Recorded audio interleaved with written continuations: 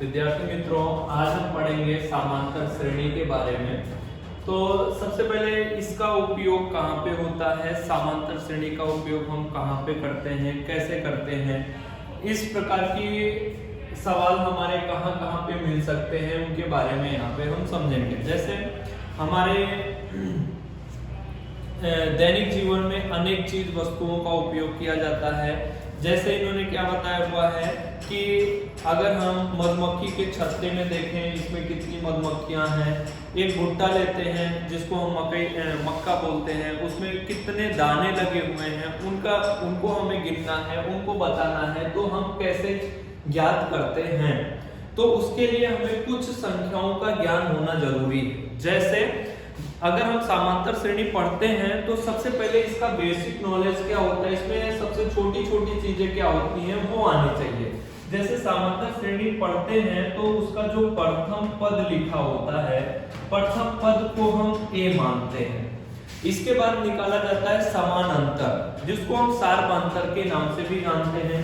तो इसको बोला, दूसरा हमें क्या ज्ञात होना चाहिए, सार्वमांतर ज्ञात होना चाहिए। सार्वमांतर को हम डी के द्वारा ज्ञात जानते हैं या डी के द्वारा लिखा जाता है। फिर लिखा जाता है अंतिम पद। अंतिम पद का मतलब क्या होता है, संख्या अगर अपने को दी गई है और उसका अपने को अंतिम पद भी ज्ञात दिया गया है तो उसको हम एल के द्वारा लिखते हैं। फिर अंतिम पद के बाद और क्या होना चाहिए, एनवा पद लिखा होता है।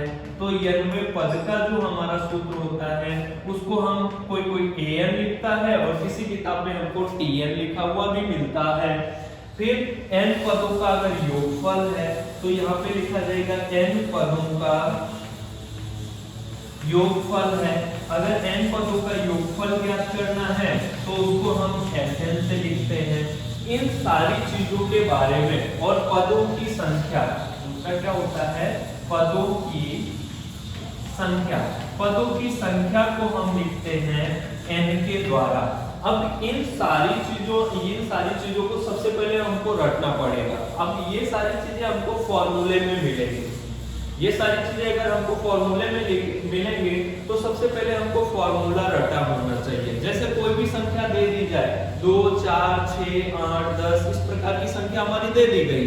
बोला जाता है कि समांतर श्रेणी का अंतिम पद ज्ञात कीजिए, पदों की संख्या ज्ञात कीजिए, n पदों का योगफल ज्ञात कीजिए। तो उसके लिए हमको अलग अलग फॉर्मूला लगाना पड़ेगा। तो सबसे पहले उसके लिए हमें इन चीजों के बारे में ज्ञान होना जरूरी है कि प्रथम पद अगर लिखा हुआ है तो उसको किसके द्वारा दिखाएंगे, ए के द्वारा दिखाएंगे। सार्वमांतर लिखा हुआ है तो डी के द्वारा दिखाएंगे। अंतिम पद लिखा हुआ है तो उसको एल के द्वारा दिखाएंगे। एनवा पद लिखा हुआ है तो उसको एन के द्वारा दिखाएंगे। एन पदों का योगफल लिखा हुआ है तो उसको एसएन के द्वारा दिखाएंगे। पदों की संख्या लिखी हुई है तो उसको एन के द्वारा दिखाया जाएगा। हमारा फॉर्मूला क्या होता है, अगर एनवा पद किसी भी संख्या का हमको एनवा पद ज्ञात करना हो तो एनवा पद ज्ञात करने के लिए एन बराबर फॉर्मूला होता है a plus n minus 1 into D. A का मतलब होता है प्रथम पद, n का मतलब होता है पदों की संख्या और d का मतलब होता है सार्वमांतर। किसी किताब में ये हमारा tn बराबर भी लिखा होता है, tn बराबर a plus n minus 1 into D के रूप में भी लिखा होता है। यही हमारा सेम फॉर्मूला अंतिम पद का भी होता है। अंतिम पद l बराबर a plus n minus 1 into ये हमारा लिखा होता है d। और आगे अगर हम सॉल्व करते हैं फिर हमारा आएगा n पदों का योगफल। nवां पद अंतिम पद का फॉर्मूला हुआ n, अब हमारा n पदों का योगफल। तो n पदों का योगफल का सूत्र होता है Sn बराबर n/2 कोष्टक के अंदर 2a plus n minus 1 into D. इसका दूसरा भी फॉर्मूला होता है Sn बराबर n/2 कोष्टक के अंदर a प्लस l होता है। तीसरा भी फॉर्मूला होता है Sn बराबर n/2 कोष्टक के अंदर a प्लस al। ये दोनों फॉर्मूले एक ही कहे जाते हैं, पर कभी कभार हमको l का मान अंतिम पद नहीं दिया होता है सवाल में, nवां पद दिया होता है तो हम कंफ्यूज हो जाते हैं कि इसका फॉर्मूला तो मुझे पता ही नहीं, फिलहाल दोनों फॉर्मूले एक ही हैं। इसके और आगे अगर हमको सॉल्व करना है, हमने अभी एक प्रथम पद, तो पहली संख्या तो अपने को दिखाई देगी, कोई भी संख्या लिखी होगी तो पहली संख्या तो दिखाई देगी कि ये हमारा a है। लेकिन अब हम d का मान ज्ञात करना है तो कैसे ज्ञात करेंगे? d के लिए हमारा फॉर्मूला आता है t2 माइनस t1 बराबर t3 माइनस t2। अब इन दोनों का मान अगर हमारा एक जैसा आता है, ऐसा ही नहीं कि दो ही संख्या, अगर तीसरी भी संख्या समांतर श्रेणी में है या नहीं, जैसे पहले चैप्टर के क्वेश्चन मिलते हैं उसमें पूछा जाता है कि ये समांतर श्रेणी में है या नहीं, तो उसके लिए इसके और आगे तक संख्या हम लिख सकते हैं, तो ही हम ज्ञात करके बता सकते हैं कि ये समांतर श्रेणी में है या नहीं। अगर d मतलब सबका अंतर एक जैसा नहीं आएगा, मतलब सर्वांतर हमारा एक जैसा नहीं होगा, तो वो समांतर श्रेणी में संख्या नहीं है। इसके लिए अभी आगे एग्जांपल भी बताया जाएगा। तो फिलहाल d का मान ज्ञात करने के लिए दूसरी संख्या से पहली संख्या को माइनस करेंगे और तीसरी संख्या से दूसरी संख्या को माइनस करेंगे, जो भी मान आएगा वो हमारा d का मान कहा जाएगा। जैसे हम एक एग्जांपल लेते हैं 2 3 4 6 आगे खाली जगह। अब हमसे कोई पूछता है कि ये समांतर श्रेणी में है या नहीं, तो उसको हमें बताने के लिए प्रथम पद a बराबर लिखे या ना लिखे कोई फर्क पड़ने वाला नहीं है, लेकिन समांतर श्रेणी में है या नहीं उसके लिए d की वैल्यू समान होना जरूरी है।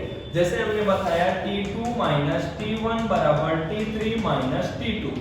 t2 का मान मतलब दूसरी संख्या, 3 माइनस यहाँ पे हमारा आएगा t1 2 बराबर t3 का मान 4 माइनस t2 का मान 3। 3 में से 2 घटाएंगे कितना बचेगा 1, 4 में से 3 घटाएंगे 1, मतलब d की वैल्यू हमारी 1 कही जाएगी। और ये श्रेणी जो दी गई है, ये संख्या जो दी गई है वो समांतर श्रेणी में है। अब अगर कोई भी संख्या समांतर श्रेणी में नहीं है उसके लिए हम देखते हैं, जैसे 2 लिखा हो, 3 लिखा हो, 4 लिखा हो, 5 लिखा, 2 लिखा हो, 3 लिखा हो और इसके बाद 6 लिखा हो, ये संख्या हमको चेक करना है समांतर श्रेणी में है या नहीं। प्रथम पद लिखे या ना लिखे कोई फर्क पड़ने वाला नहीं है। फिलहाल यहाँ पर दो संख्याओं में तो हम देख रहे हैं कि d का मान हमारा एक जैसा हो रहा है, क्योंकि 3 में से 2 घटाओगे तो भी 1 बचेगा। और इसके बाद दूसरा मान हम देखते हैं, 4 में से 3 घटाएंगे तो 1 बचेगा, लेकिन यहाँ पर 6 में से जब 4 घटाया जाएगा तो हमारा ये बचेगा 2। ये सर्वांतर हमारा एक जैसा नहीं है, मतलब सर्वांतर बराबर नहीं है, इसलिए ये संख्या समांतर श्रेणी में नहीं है, ऐसा लिखा जाएगा। समांतर श्रेणी में नहीं है और इसको लिखा जाएगा समांतर श्रेणी में है। तो इस प्रकार आज हमारा जो टॉपिक था वो फॉर्मूले का था। इसका अगला टॉपिक हमारा बनेगा सवाल का। इसके सवाल को हम सॉल्व कैसे करेंगे, आज हमारे नॉर्मल 2 एग्जांपल बताए गए।